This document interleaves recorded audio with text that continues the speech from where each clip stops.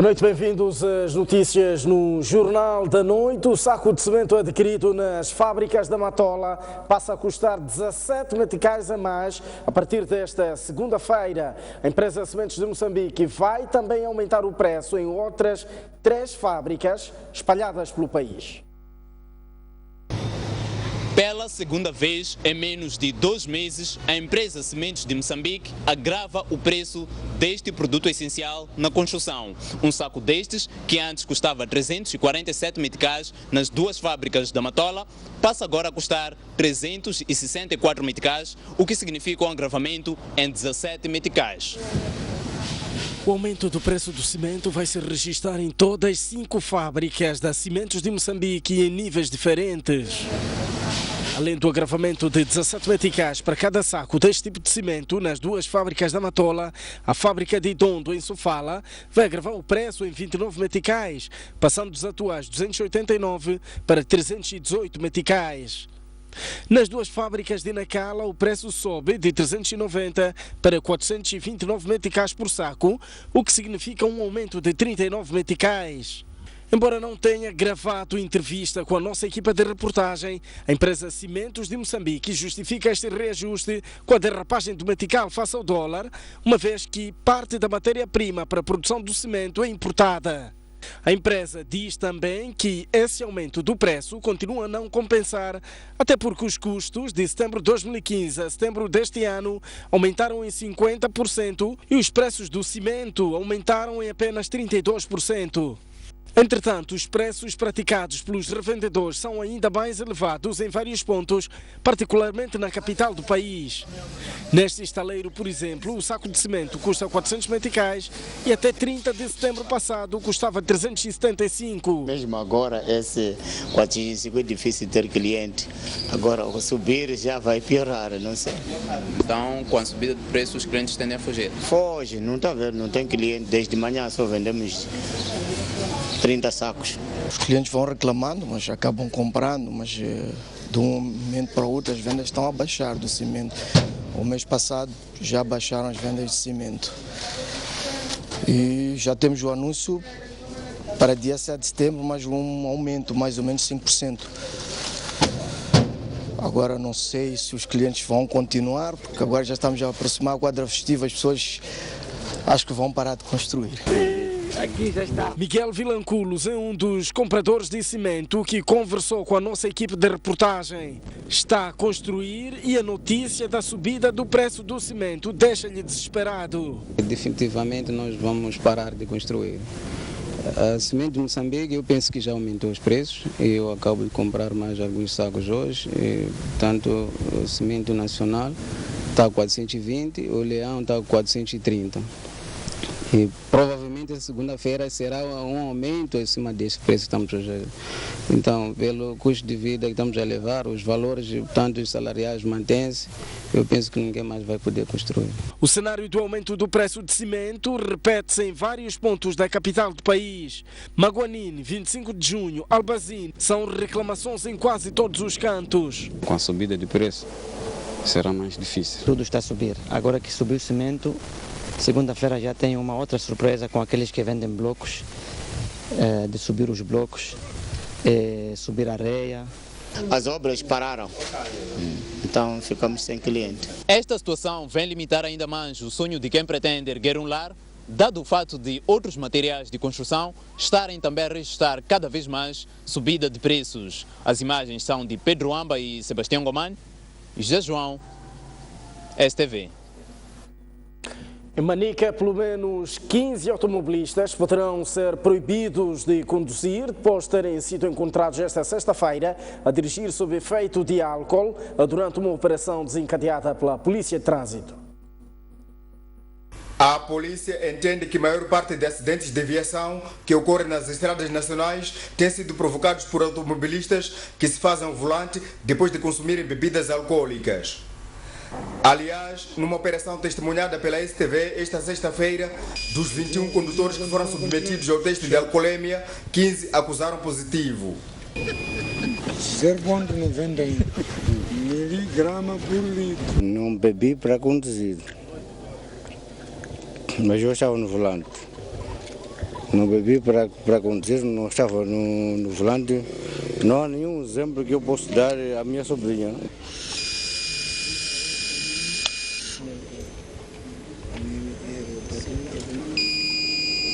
O senhor está com 0,32 e é anormal, tá bom?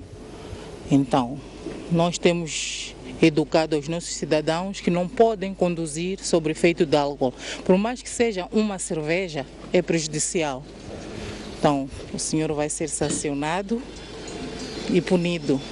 Facto curioso é que a maior parte dos automobilistas estão cientes que não podem conduzir depois de ingerir bebidas alcoólicas, mas mesmo assim desafiam o código de estrada. O senhor, depois de beber, não devia pôr-se ao veículo para conduzir. Acusou algo depois de ter soprado 0,66 miligramas por litro.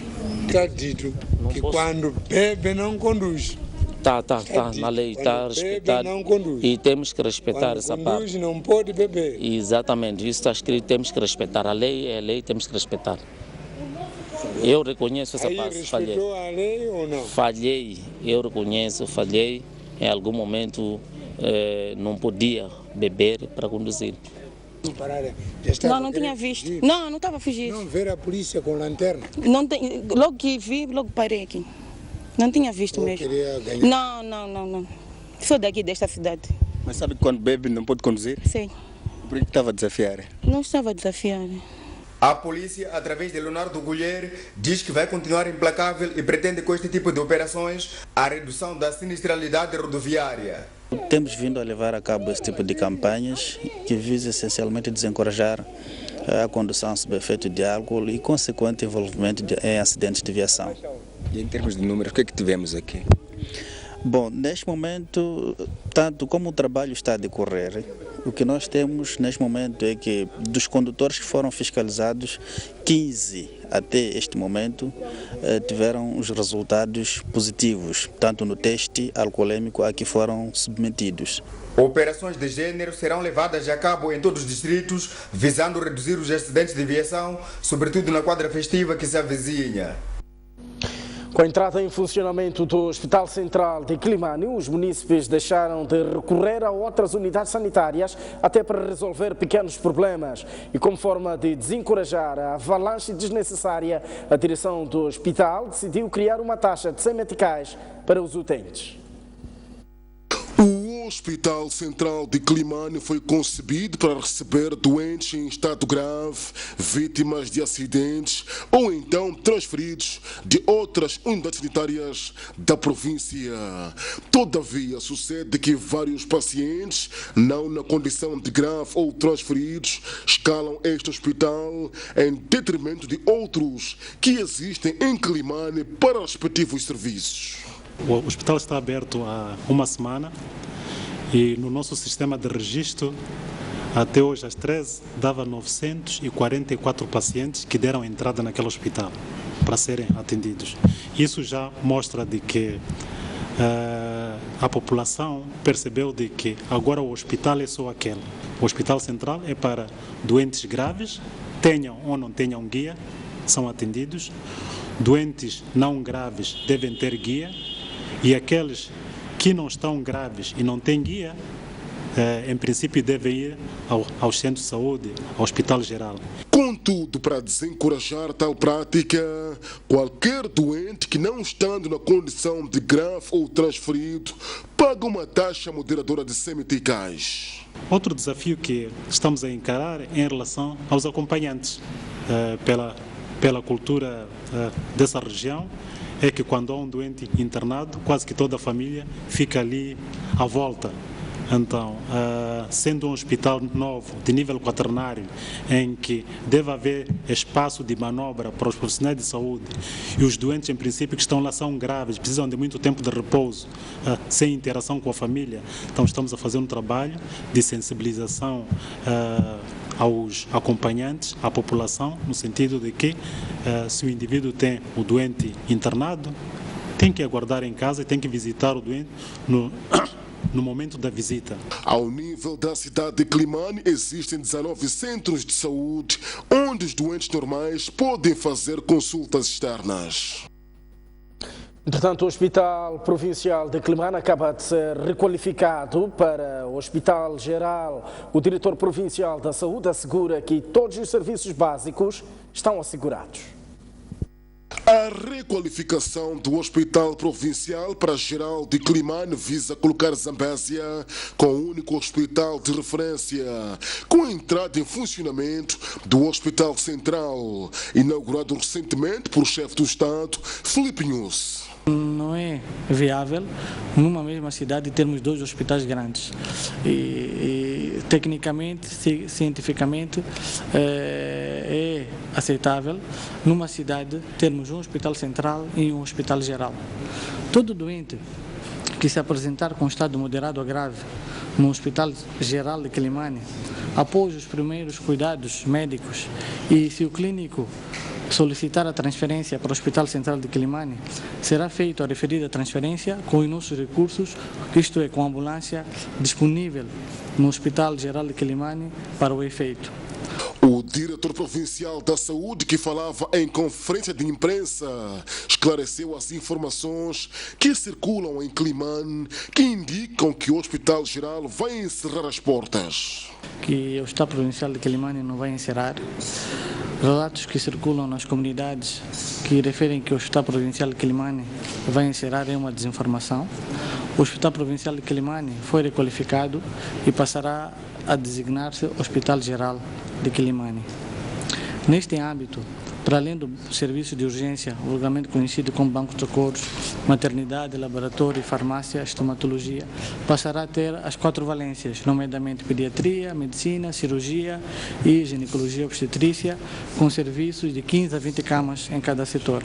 O Hospital Geral de Climane foi por muito tempo utilizado como único hospital de referência na Zambésia.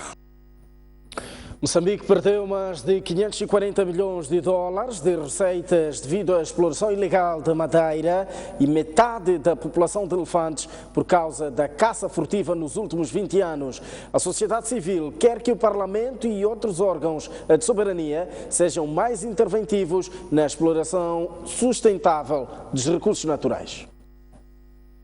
O país perde anualmente 219 mil hectares de floresta, o equivalente a uma taxa anual de 0,58% de desmatamento florestal devido aos exploradores ilegais de madeira, cuja maioria é exportada para a China. De 2003 a 2013, as perdas são estimadas em mais de 540 milhões de dólares. Além disso, nos últimos 5 anos, cerca de 10 mil elefantes foram dizimados pelos caçadores furtivos. O Quadro Negro juntou nesta sala organizações da sociedade civil, deputados da Assembleia da República e gestores de reservas para buscar soluções para o problema. A fragilidade no processo de vistoria da madeira, existência de caminhões e tratores apreendidos e não reclamados, portanto, a nível dos postos de fiscalização. Neste momento tenho 14 caminhões e 8 tratores. Gostaríamos que a supervisão parlamentar que chegasse, como aconteceu na reserva do Gilé, acontecesse em todas as áreas de exploração do recurso. Assim seria capaz de descobrir aquilo que falamos de evidências. Nós temos que trabalhar nisto na compreensão das próprias comunidades. Ali se corta, se paga 20%. Do outro lado, ele está a reparar todos os dias uma floresta com todas as espécies que ali se corta e paga 20%.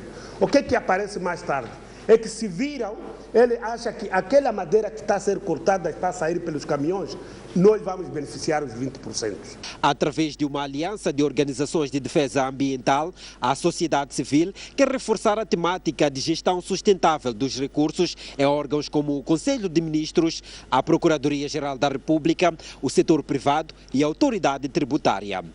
Os deputados são o primeiro grupo-alvo. Um dos principais papéis da sociedade civil é servir de alerta daquilo que são as práticas ilegais, mas também um dos principais papéis é a promoção de boas práticas. Com esta parceria, pretende-se que alcançar principalmente aquilo que se chama desenvolvimento sustentável de Moçambique, que é atacar a questão de procura de elevar as receitas que são provenientes da gestão de recursos naturais. O Frente a Frente teve lugar este sábado na localidade da Ponta do Ouro, província de Maputo, numa iniciativa apoiada pelo Fundo Mundial da Natureza, WWF.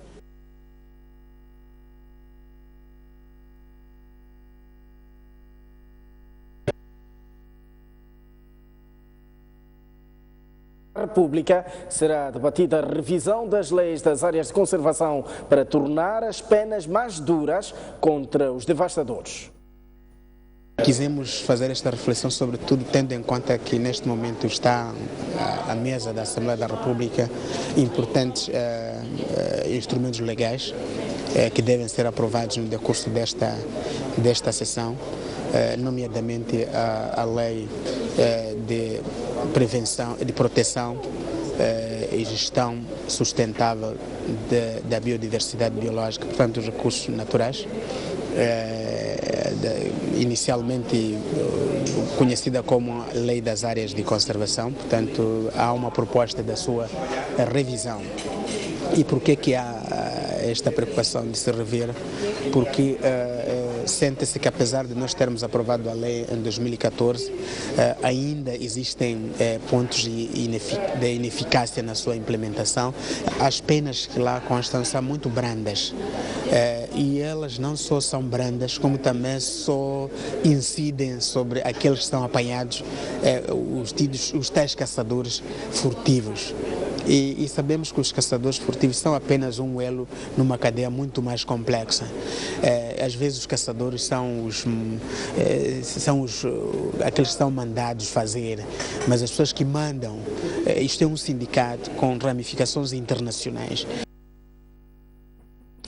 O setor da justiça em Sofala aponta o esclarecimento de assassinatos a membros de partidos políticos e justiça com as próprias mãos como prioridade. Esta revelação foi feita naquela província durante a Semana da Legalidade, que se assinala em todo o país. Dezenas de membros dos dois principais partidos políticos com assentos no Parlamento, nomeadamente a Frelimo e a Renamo, têm vindo a ser assassinados em Sofala desde princípios de dezembro do ano passado.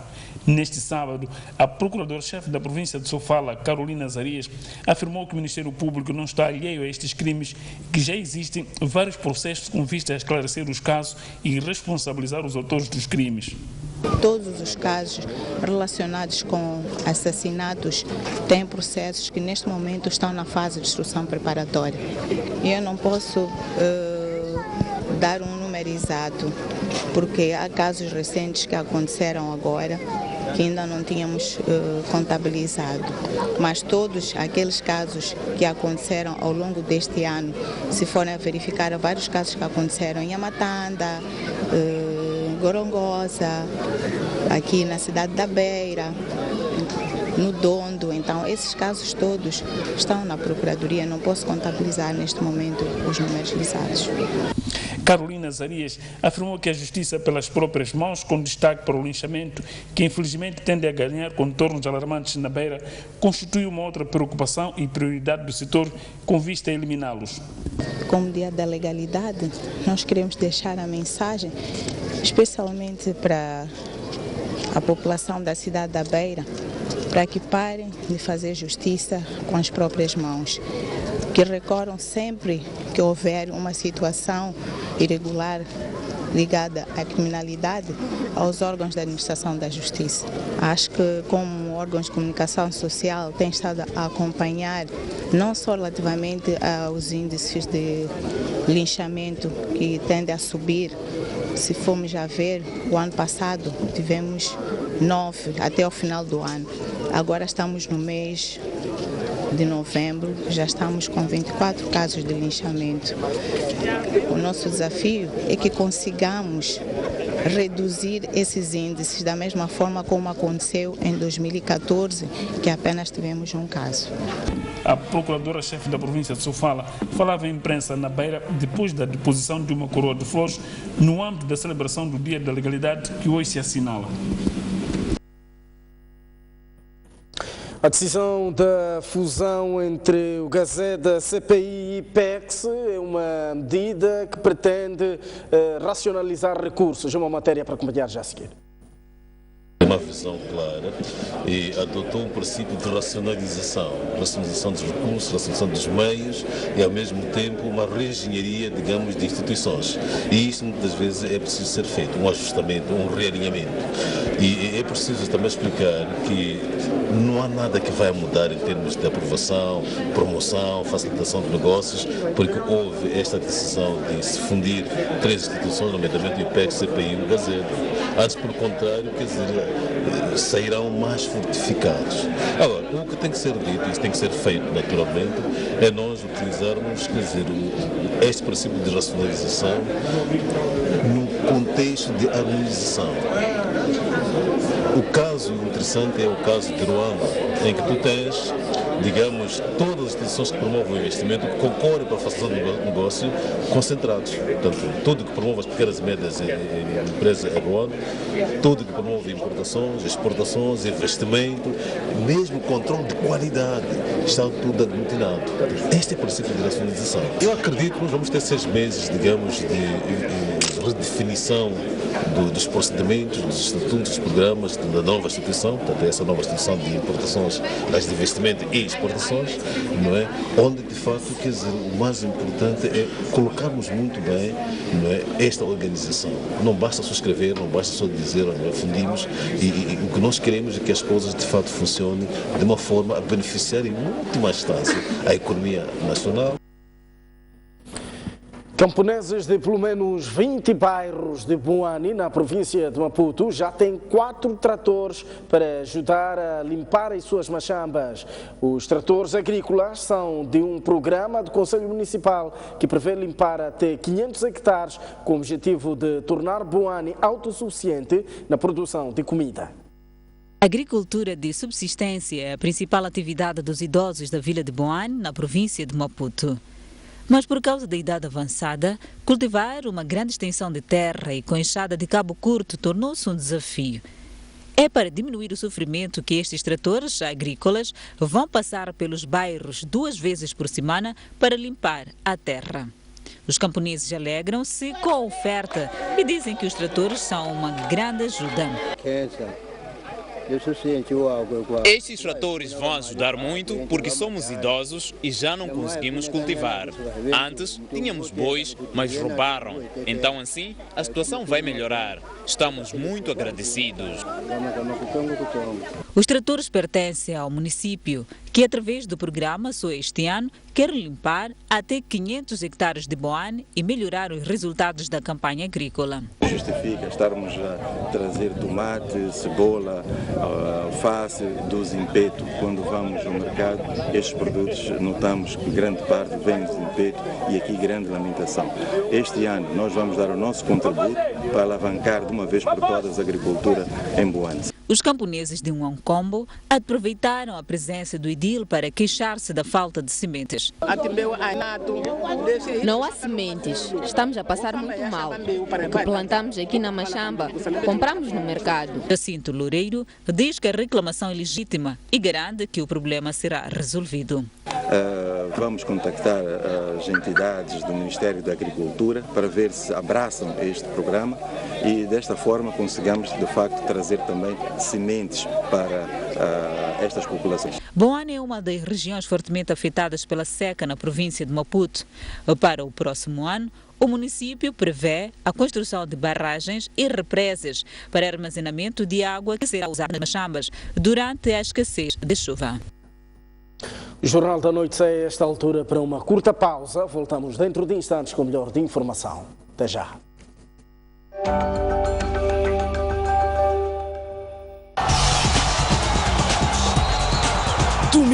Domingo, você acompanha as principais incidências do final de semana desportivo. A arte e magia das estrelas. A festa e emoção. O registro dos momentos mais marcantes do desporto moçambicano. Ganhar, ganhar e ganhar. Comentários fundamentados de figuras apalizadas e incontornáveis. Nós temos que estar ao nosso melhor nível. A gente tem que procurar alternativas. Tudo isto e muito mais no programa Ao Ataque.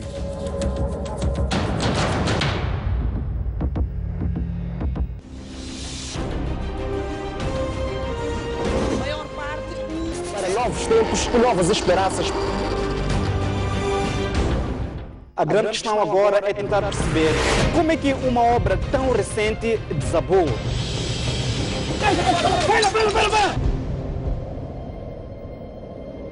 Os animais perdem a luta pela sobrevivência. Garante a subsistência de milhares de pessoas que vivem no bairro de Ulém. Apesar de todos os episódios de insegurança, as embarcações são a única alternativa para todos. Nesse terreno pequeno viviam 5 famílias. Apesar, é sempre bom ter um maior cuidado.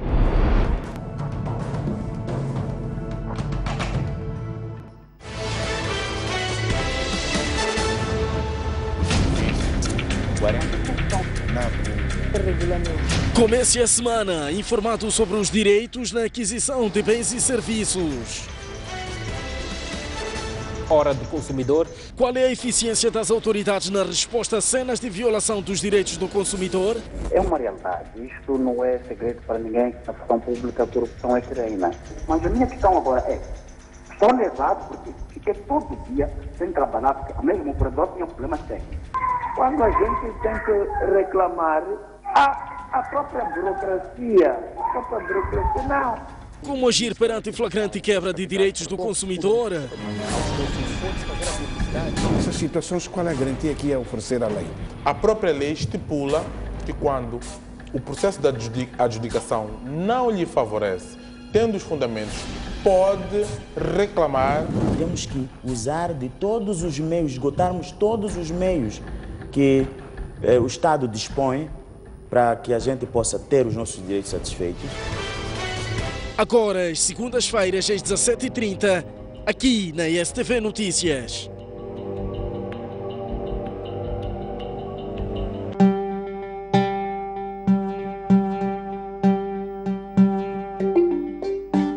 O Parque da Gorongosa é uma das histórias de maior sucesso em termos de preservação e recuperação da vida selvagem em África. Como moçambicano e como líder de um banco moçambicano, tendo no nosso ADN também a preservação daquilo que é nosso, daquilo que são os nossos valores, achamos que é um orgulho enorme nós estarmos a apoiar o Parque da Gorongosa por todo este trabalho de recuperação que tem sido feito. Não só pelo trabalho que tem desenvolvido, mas também pelo apoio que tem dado às comunidades, pela educação, pela capacitação, pela proteção da saúde, mas acima de tudo também a nível de todo o trabalho de preservação da natureza e da vida selvagem. Para o Banco Único apoiar a equipa de combate à caça furtiva, os seus 130 homens e o trabalho diário, heroico que fazem todos os dias, é muito importante na preservação não só da vida selvagem, mas também da mensagem que passamos para novas gerações e para as comunidades. E possam as novas gerações olhar para a vida selvagem de forma diferente e elas próprias possam proteger e usufruir da beleza que este parque tem. E isso muda tudo.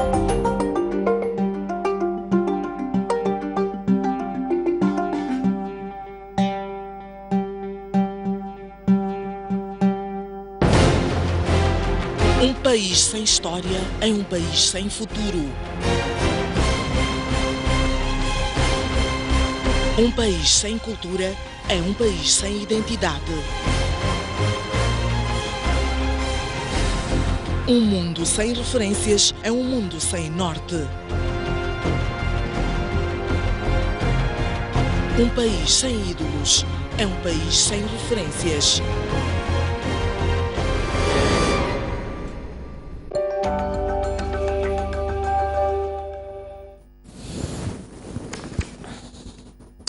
Uma vez mais, muito boa noite. Estamos de volta ao jornal e vamos agora olhar para o plano internacional.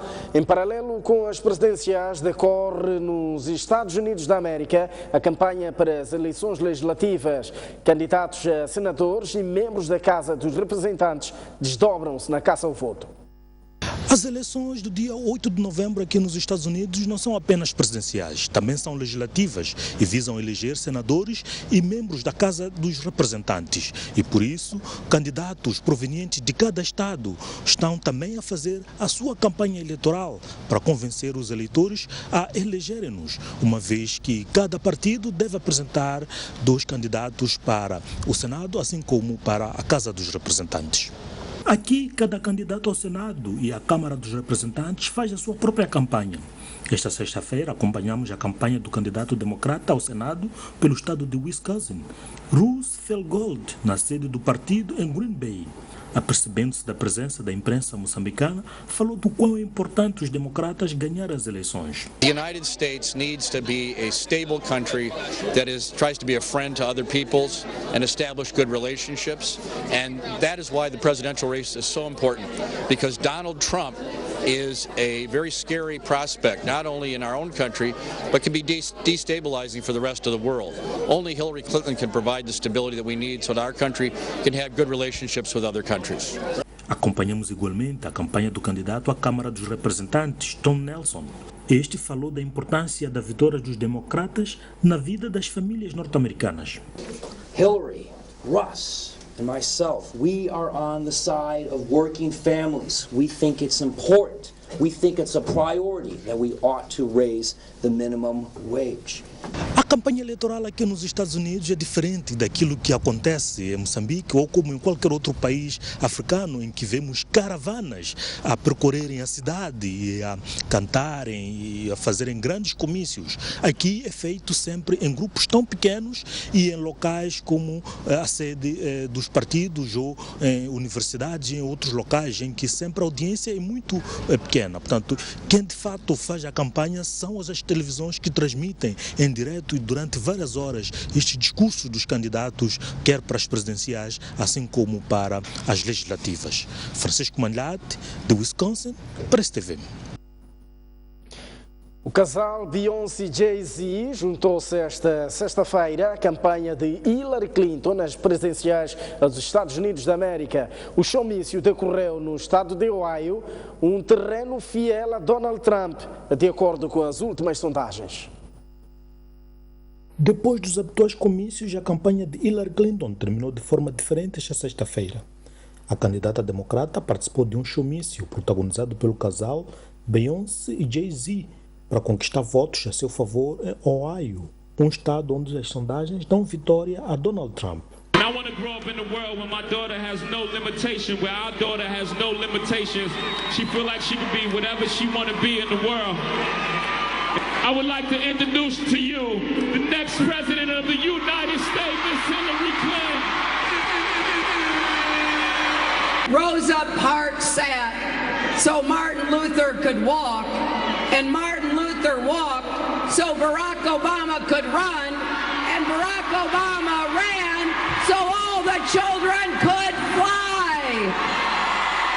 Já Barack Obama foi interrompido pelos apoiantes de Clinton para expulsarem um apoiante de Trump que apareceu na multidão que estava no seu comício na Carolina do Norte. It looks like maybe he might have served in our military and we got to respect that. Third of all, he was elderly and we got to respect our elders. And fourth of all, don't boo. Apesar da mediação de Obama para que o homem não fosse atacado, Trump não deixou barato num dos seus comícios. Na verdade, as autoridades americanas estão apreensivas em relação a estas eleições, pois receiam que haja atos de violência caso Donald Trump saia derrotado. Por isso, aconselham que os apoiantes de cada um dos candidatos não acompanhem a divulgação dos resultados no mesmo sítio. O governo angolano pediu esclarecimentos ao Brasil sobre a suspensão das linhas de crédito relacionadas com empresas. A informação surge num comunicado de governo citado pela agência Lusa em Luanda. O governo da República de Angola solicitou no passado mês de junho esclarecimentos às autoridades brasileiras sobre as razões da suspensão dessas linhas de crédito e pretende enviar em tempo oportuno uma delegação governamental para debater esta questão, a fim de se chegar a um entendimento que convenha a ambas partes. Lê-se no comunicado. O Banco Nacional de Desenvolvimento Econômico e Social do Brasil anunciou a 11 de outubro que estão suspensos desde maio os financiamentos para 25 projetos de empresas investigadas na Operação Lava Jato, entre eles obras em Angola e Moçambique. Os 25 projetos somam 7,036 mil milhões de dólares, dos quais 2,3 mil milhões já foram pagos. Esta suspensão ocorreu, de facto, há mais de um ano e teve reflexos na atividade das empresas brasileiras que operam em Angola e se encontram vinculadas por importantes contratos de empreitadas ao governo angolano que tiveram de interromper os seus trabalhos e despedir pessoal angolano. Refere-se, por seu turno, o comunicado do Executivo liderado por José Eduardo dos Santos. 8 pessoas morreram e 100 ficaram feridas na sequência de uma explosão em Diyarbakir, a capital das zonas curdas da Turquia. O ataque é atribuído às forças curdas. O ataque ocorreu cerca de 200 metros de uma prisão e de uma delegacia de polícia e atingiu várias viaturas e residências próximas, segundo o gabinete do governador de Diyarbakir. O primeiro-ministro turco afirmou que entre os mortos estão agentes da polícia e civis e dos feridos, 7 permanecem internados. Este atentado aconteceu horas depois que as autoridades terem detido 12 parlamentares que estão a ser inquiridos sobre terrorismo. Aliás, a detenção dos líderes curdos aumenta preocupações entre aliados do Ocidente sobre uma repreensão mais profunda contra dissidentes do presidente Tayyip Erdogan. As autoridades atribuem o ataque à guerrilha do Partido dos Trabalhadores de Kurdistão. Estamos à porta de mais um intervalo, mas antes está tempo para as principais cidades moçambicanas. Nas próximas 24 horas, a capital do país terá uma máxima de 30 graus e uma mínima de 23. 32 graus de máxima para Xai-Xai, 23 de mínima. E Inhambane terá uma máxima de 32 graus e uma mínima de 20. No centro do país, a cidade terá uma máxima de 30 graus e uma mínima de 25. 35 graus de máxima para Chimoio e 19 de mínima. Beira terá uma máxima de 31 graus e uma mínima de 20, enquanto que Quelimane terá uma máxima de 36 graus e uma mínima de 22. No norte do país, a cidade de Lixinga terá uma máxima de 28 graus e uma mínima de 16. 30 graus de máxima para Pemba e 24 de mínima. E finalmente Nampula com 36 graus de máxima e 22 de mínima. Até já.